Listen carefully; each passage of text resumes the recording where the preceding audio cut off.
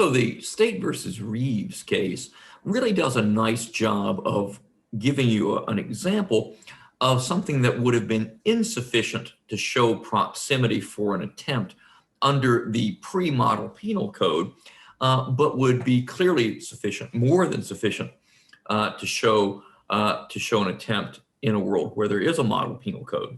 This is not a Pennsylvania case, but a Tennessee case, and it's cited in a number of case books. So I'm offering it to you here, even though obviously it's a different jurisdiction, but both Tennessee and Pennsylvania use this exact same statutory language.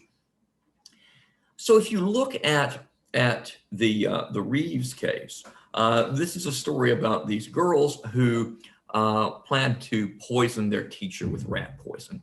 And they've talked about it, they talk on the bus about it, they show the poison to another kid on the bus, and that kid tells the homeroom teacher. And the girls are seen with the rat poison getting close to the teacher's cup, but backing off when someone comes, and they're nabbed, and it actually is rat poison. And so the court says, look, under the old standard, this would not be enough for an attempt. And they cite this Dupuy case from the 1950s. The Dupuy case is a case involving an illegal abortion back in the 50s when this was not a lawful practice. And the person who's going to perform this illegal abortion meets with the woman, agrees to do it. They go to a hotel room. He asks her to take off her clothes, and he starts to lay out the instruments for the procedure. And at that point, the police in this sting operation rush in. And the court in the Dupuy case says, as deplorable as this is only mere preparation. This is not an attempt. This has not yet come to the level of an attempt. In Reeves, you've got a very similar degree of proximity, even though the crime is an attempt to kill, to poison, as opposed to an attempt to perform this illegal abortion. But again, you've got these instruments that are going to be used. In the one case, poison. In the other example, I assume like forceps and that sort of thing, in proximity to the would-be victim. So the question then is, has the model penal code created a new degree of proximity? Is attempt easier for the prosecution to prove now? And the answer is absolutely yes.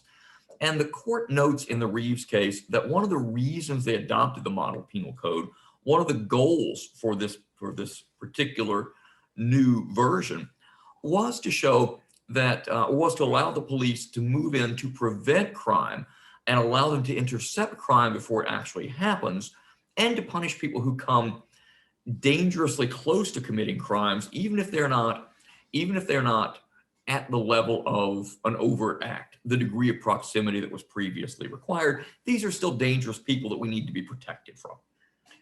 And the court in State versus Reeves also notes that if you look at the commentary to the model penal code, even though neither Tennessee nor Pennsylvania has adopted the commentary says one of the ways you can show this new standard, this substantial step toward the commission of the crime, is by the fact that there are either items that are illegal to possess or serve no lawful purpose, or in the context are close to the place where the crime would be committed and would serve no lawful purpose at that place where these instruments or tools are found.